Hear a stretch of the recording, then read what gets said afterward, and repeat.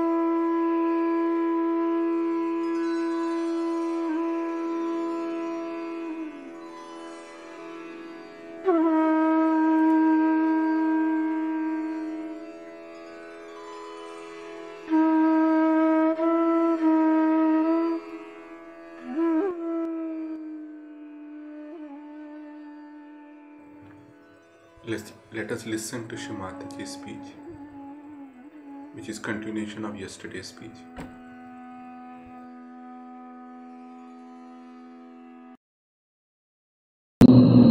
So do not be dominated by luxuries and comforts.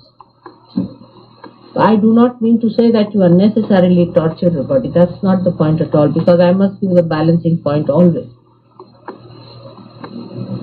But do not pamper your body that it becomes a hurdle for your penance.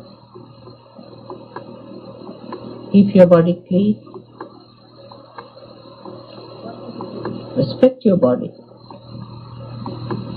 And it will be very happy when it will know that you have used it for the divine purpose.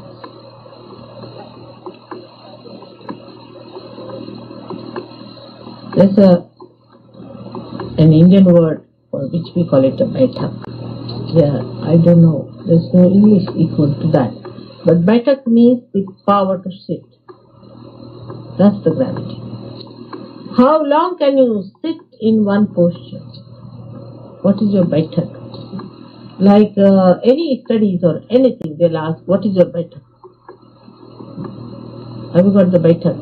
Is the power to be seated on one point. How long can you sit? Continuously.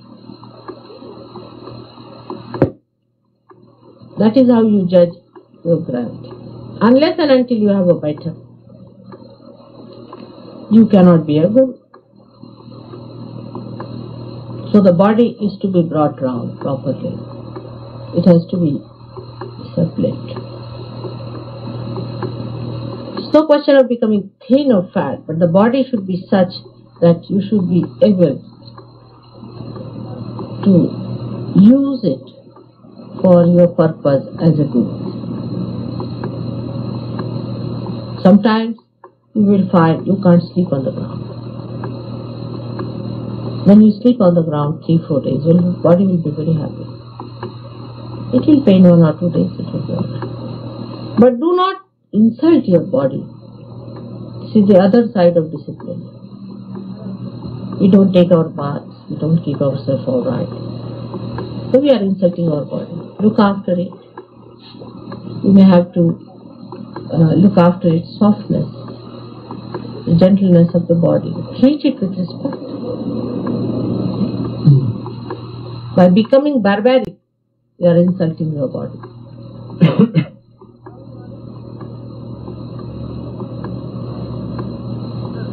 So, the body is very important, which is made of 5 elements, and all these 5 elements within us as gurus have to be sparkling.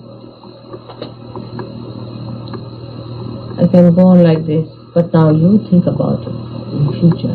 What have you to do with your body?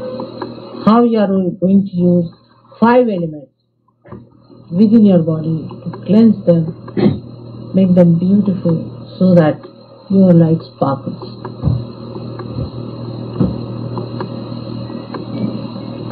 The gravity comes to you in your body this way, that you start generating your power or your principle of Gurutva, principle of your mastery, through this point of your gravity.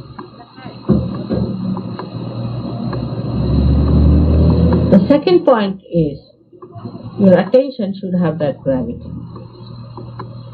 Your attention is very important. A person who is easily disturbed is not a deep person, or easily taken to something like, say, emotions,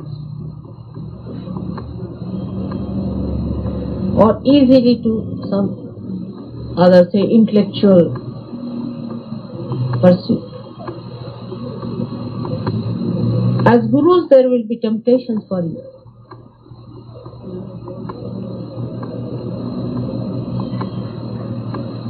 People will be challenging, absolutely. A person comes out with a very big intellectual feat or something like that. Then immediately you will feel challenged about it, and you will say, all right, let me handle the situation. Handle it at the Sahaja Yoga point, on your gravity. Just sit down on your gravity and see for yourself. Immediately you will know how to handle the situation. You need not talk to that person, you will handle the situation all right. Not on intellectual level, but on your gravity. If the attention has the gravity, it pulls down the ego and the superego of other people.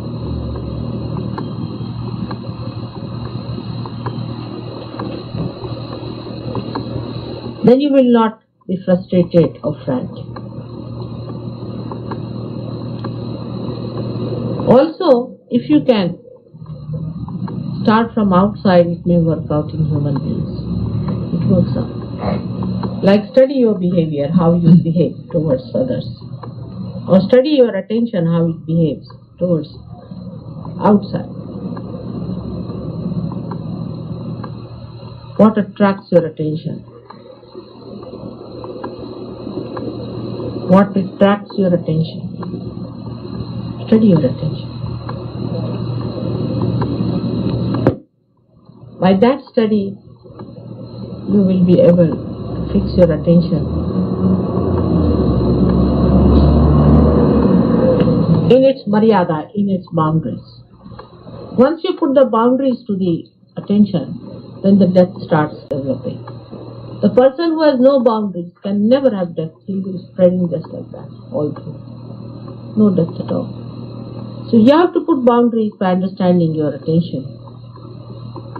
That no, not more than that. Alright, not more than that. Like some people in Sahaja Yoga, they get interested in a patient. Then for them that patient becomes important. Or get interested in some person that he must get realization. Say my mother, my father, my whole thing. And all the time they are talking about my jobs, my clothes, some sort of a my.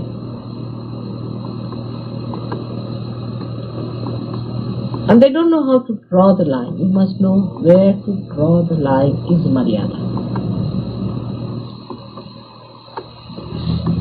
Otherwise the whole thing will fritter away. You will become a frivolous person. There won't be any gravity in it.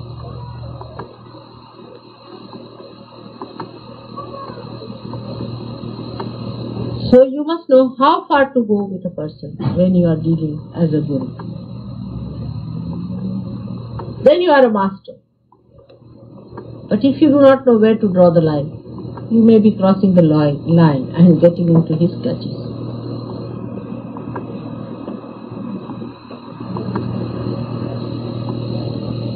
So the best way is to handle the situation is to get into thoughtless awareness. Again and again and again and again. And you establish that clearly. Now some of them do complain to me that it's not an easy thing to do. It's the easiest thing to do. If you give up all other useless things that you are doing.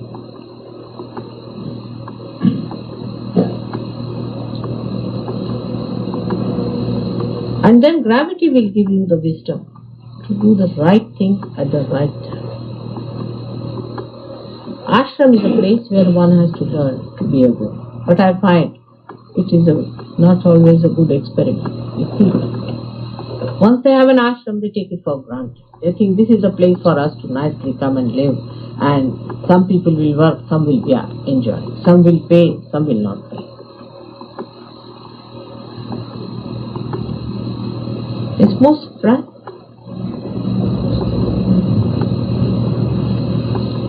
You must immediately find out a person who really has the spiritual authority and try to follow it. Instead of that, we try to mix up with people who are of a lower spiritual authority. And he sleeps till 9 o'clock, everybody sleeps. In an ashram, nobody should sleep after 6 o'clock. It's an absolute thing. Absurd.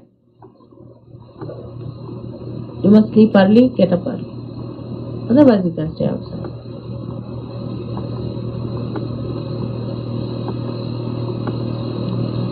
You all must get up at 6 o'clock. You know what time your mother gets up.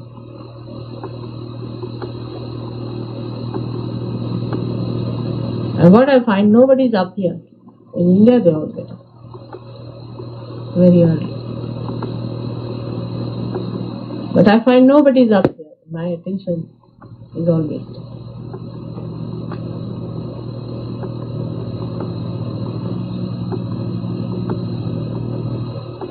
And you don't realize that how important all these things are. This is the training time for you. For this you are born, you have been seeking this for ages now, you got it now, you must discipline yourself.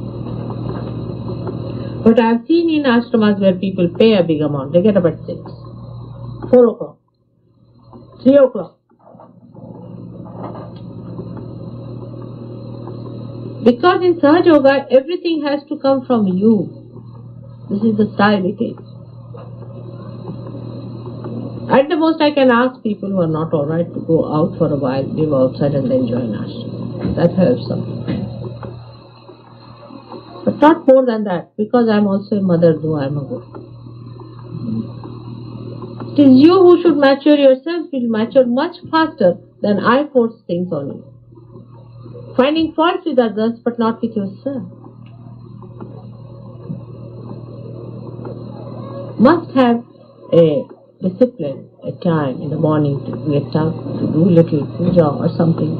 At least spend half an hour, all of you together. Should be ready by 6 or 6:30. Sit down, do meditation. I have to lay down rules for you now because you do not want to lay it down. I am also amazed that many people do not know even my Aarti after so many years by heart. That is what Sahaja Yoga is, because it's a Mahamaya.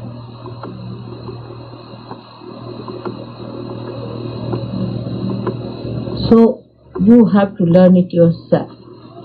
You have to do it yourself. It's easy to talk about Sahaja Yoga, very simple. Stand up and talk because you have heard from your mother. You talk. It will have no impression on another person. It will fritter away. Because must come from your center of gravity.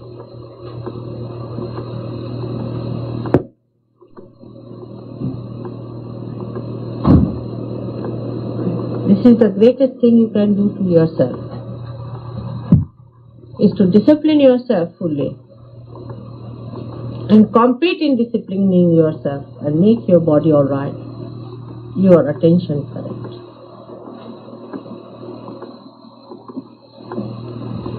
Attention is corrected by many ways. As I said, watch your attention, where does it go? Now, what else are we going to talk but Sahaja Yoga? Is there anything more beautiful or more interesting, more manifesting than Sahaja Yoga is? And what is the job of a guru? Is nothing but to expose the Parabrahma itself, the whole working of the divine. That is the job of a guru. To expose the complete working of the Parabrahma is the job of a guru in the modern times. Not only raising the Kundalini, but after raising the Kundalini, you should be able to tell all about the divine powers and everything. For that you have to learn, you have to read, you have to understand. Do you understand now the difference between the old gurus and modern gurus? Because they were brought up with such tremendous discipline and hardly one or two used to be made gurus. They went through such studies and such interrogations and examination and tests that by the time they were 75 or so they became gurus. But you have to do it quick, and the best way is to do it yourself.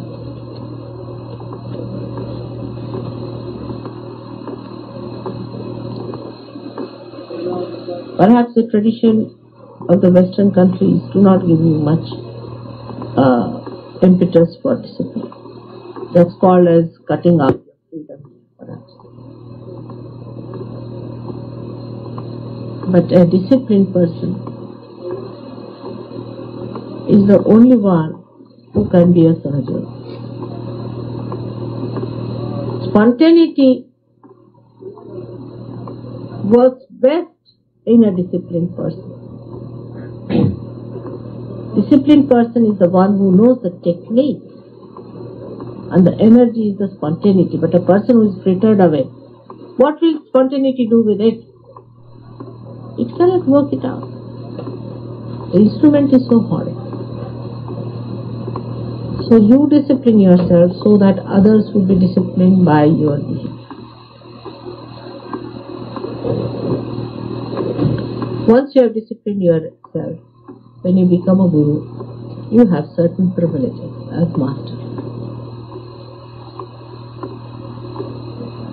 And it is used as a weapon by many masters before. You need not use, I am just telling you as a side issue, is the temper.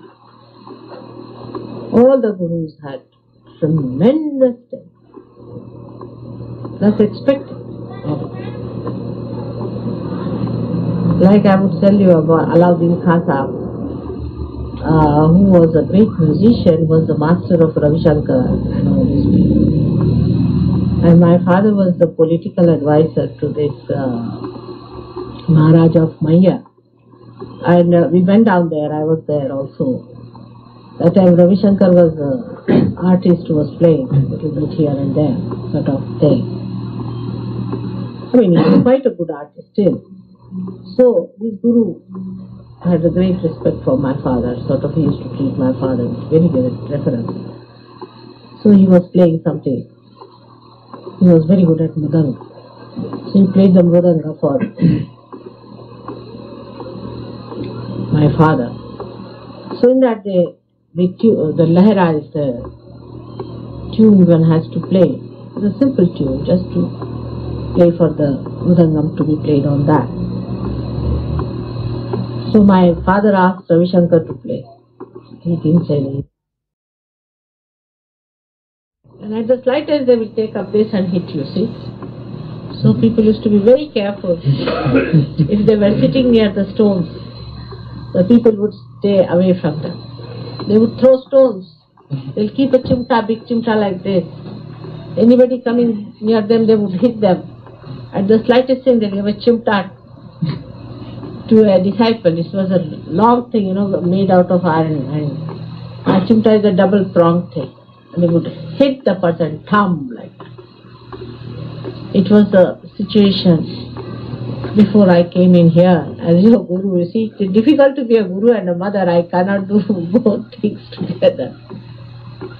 But that was the situation. Even those great artists today who are playing great things like you hear now, Vilayat Khan Sahib, you go and ask him about his guru, how much time he was beaten up. Absolutely beaten up. Any swara they did wrong was absolute chastity, absolute discipline. If the Guru said 5 o'clock tomorrow, even if Guru comes or not, 5 o'clock you have to be there. For any art in the Indian style was like that. Complete discipline. Without discipline, not even education was important. Terrible taskmasters. And that's what they used, which you need not use in Sahaja Yoga. There is no need to use temper in Sahaja Yoga. Because I have not given you, imparted any knowledge to you with temper. Perhaps there could be hardly anyone who has seen me in a temper. So that is not the way we Sahaja Yogis are going to impart knowledge to others. We have to be very mild and sweet, because in the pattern of your own Guru, because she is sweet, she is very mild and she is very persuasive and kind. In the same way you have to be, because that pattern you haven't learned. That's why don't take to that kind of a pattern where people are in a big temper and they come out with a big temper. It doesn't behove a Sahaja Yogi to be like that. I mean, they had such tremendous powers also that they could just make somebody into ashes. See, with such a temper they lived. And they had one Guru somewhere, like I call it Rock of Gibraltar, that you face him and you hit your head. At least once or twice you must have a good hitting from him, otherwise he is not your Guru. That was the system. Now we have a great artist sitting here. He must be also remembering his Guru, who must have really beaten him nicely before he imparted knowledge.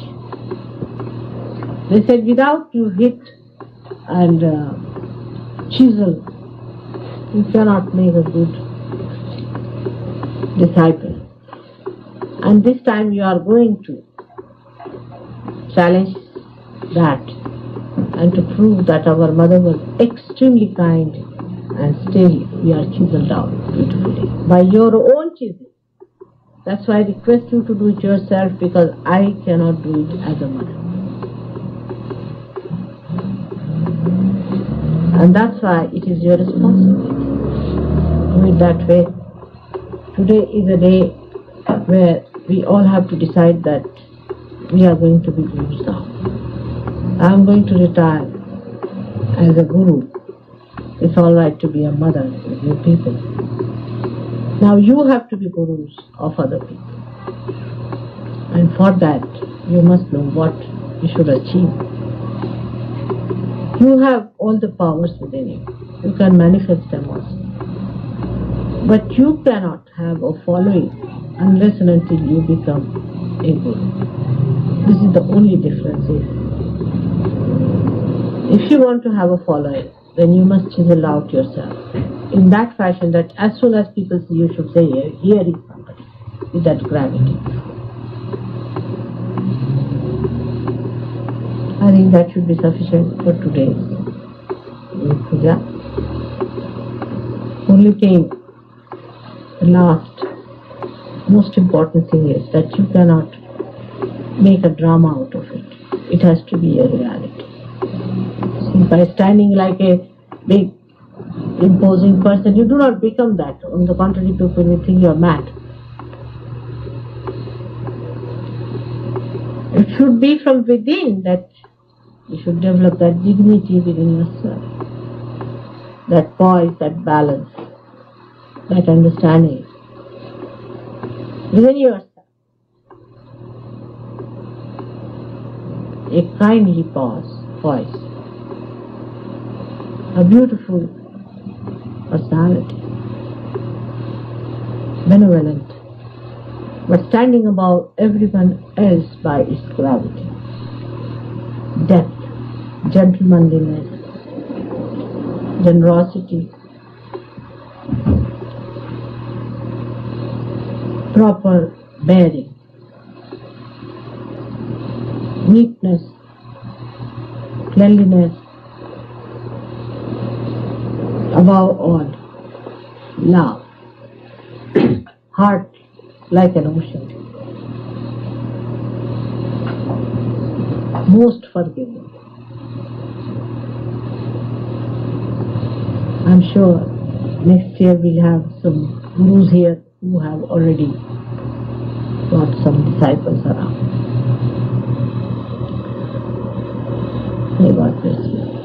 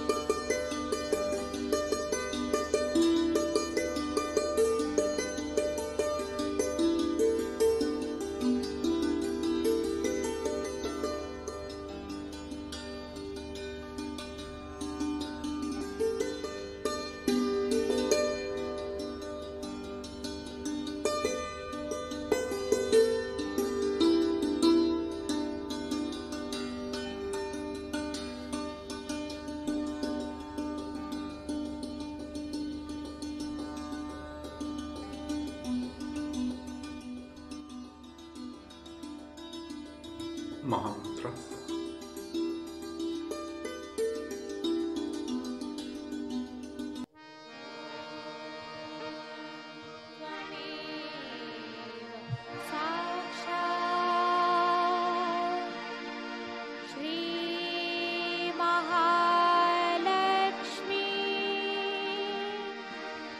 Mahakali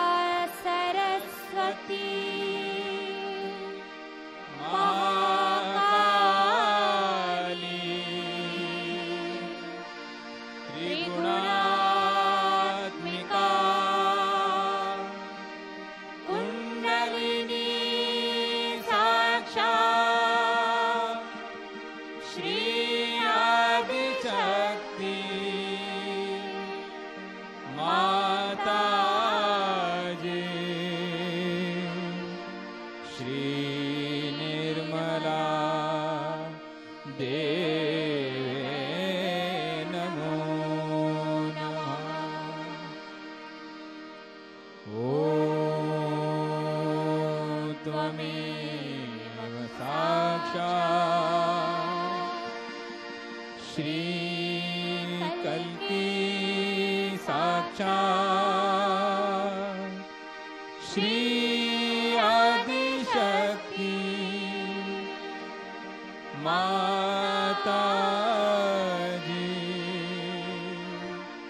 Shri Nirmala देवे नमो नमः। ॐ त्वमेव साक्षात्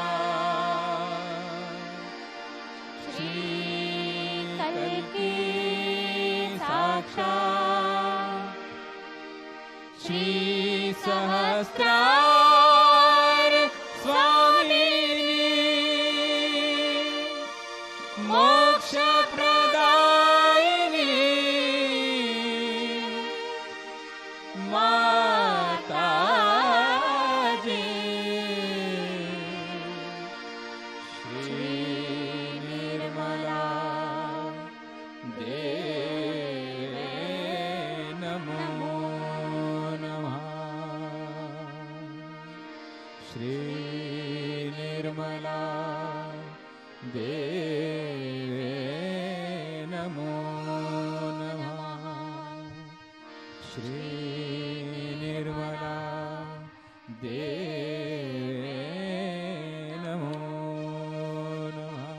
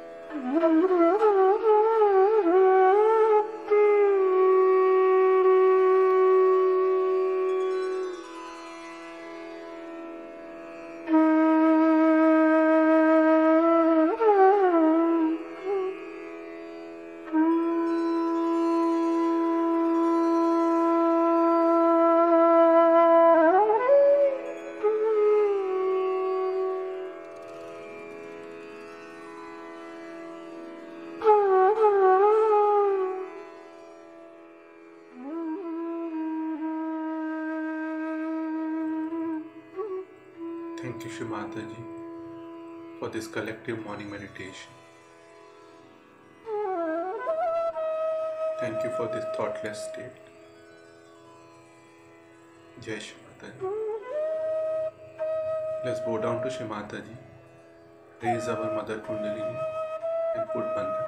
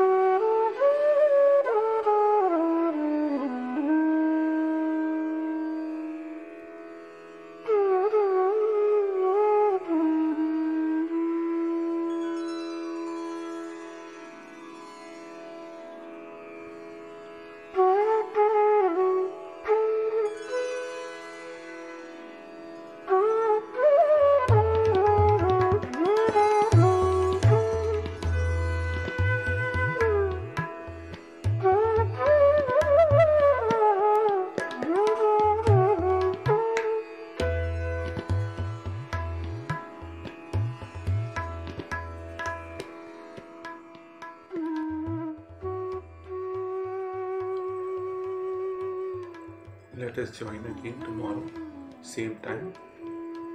Jai Shri Mata.